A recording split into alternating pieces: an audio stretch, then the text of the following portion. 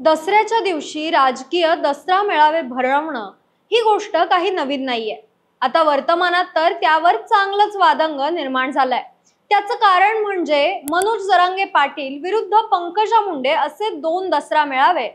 तसं बघायला गेलं तर हे दोन्ही दसरा मेळावे एकमेकांच्या विरोधातले नाहीयेत। मात्र गेल्या काही दिवसांपासून सुरू असलेल्या मराठा विरुद्ध ओबीसी वादानंतर या दसरा मेळाव्यांना एकमेकांच्या विरोधातला सूर देण्यात आलाय।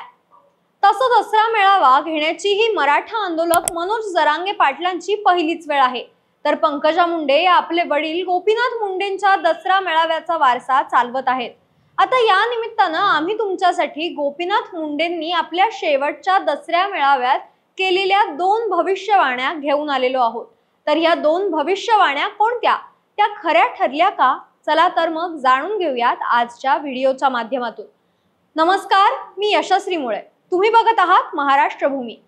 अहमदनगर आणि बीड जिल्ह्याच्या सीमेवर असलेलं खरवंडी गाव, या गावाजवळ एक गड होता ज्याला स्थानिक धुम्यागड म्हणून ओळखायचे। नंतर संत भगवान बाबा या गडावर आले आणि तिथे राहायला लागले, त्यामुळे या गडाला भगवान गड असं नाव पडलं। पुढे या गडावर बांधकाम करण्यात आलं आणि तत्कालीन मुख्यमंत्री यशवंतराव चव्हाणांनी त्याचं उद्घाटन देखील केलं। नंतर 60च्या दशकात भगवान बाबांचं निधन झालं आणि त्यांच्या उत्तराधिकाऱ्याच्या रूपात भीमसेन महाराजांवर या गडाची जबाबदारी आली, ती 2003 पर्यंत। त्यानंतर 2003 पासून नामदेव महाराज शास्त्रींनी गडाचा कारभार हाती घेतला। तसं भगवानगड हे सर्व जातींचं श्रद्धास्थान, पण प्रामुख्याने वंजारी समाजात भगवान बाबांचे मोठ्या प्रमाणात भक्त होते। त्यामुळे दर दसऱ्याला राज्यभरातील वंजारी बांधव हे भगवान गडावर जायचे। त्यातच एक गोपीनाथ मुंडे देखील होते। पुढे राजकारणात आपलं स्थान मजबूत केल्यानंतर गोपीनाथ मुंडेंनी भगवान गडावर दसरा मेळावा घेण्यास सुरुवात केली। असाच एक दसरा मेळावा झाला, तो 13 ऑक्टोबर 2013 रोजी। हा दसरा मेळावा तसा खास होता। तुम्ही जर यूट्यूबवर याबद्दल सर्च केलं तर या मेळाव्यातली लाखोंची गर्दी तुमच्या डोळ्यातही मावणार नाही।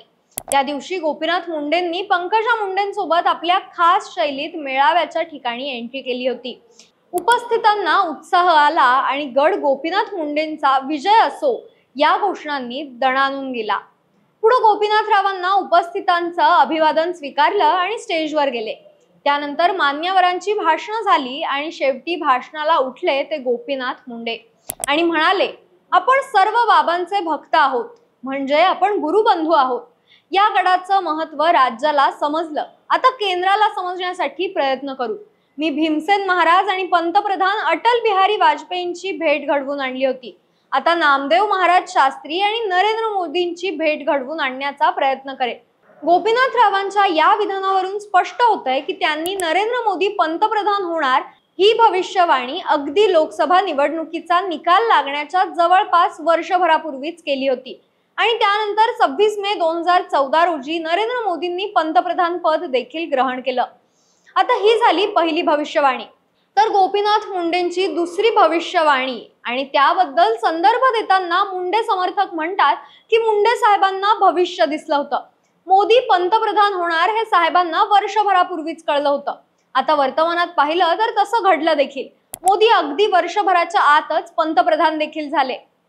मला गडावरून पंकजा दिसते। आता गोपीनाथ मुंडेंच्या या विधानावर त्यांचे काही समर्थक म्हणतात की मुंडे साहेबांना आपलं काहीतरी बरं वाईट होणार हे कळालं होतं आणि म्हणून त्यांनी पंकजा मुंडे या आपला वारसा चालवणार असे संकेत दिले होते।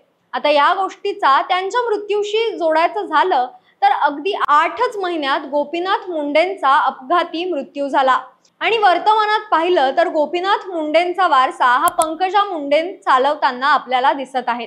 त्यामुळे त्यांची ही भविष्यवाणी देखील खरी ठरताना दिसतेय। आता यावर तुमची प्रतिक्रिया काय आहे ते आम्हाला कमेंट्सच्या माध्यमातून नक्की कळवा। धन्यवाद।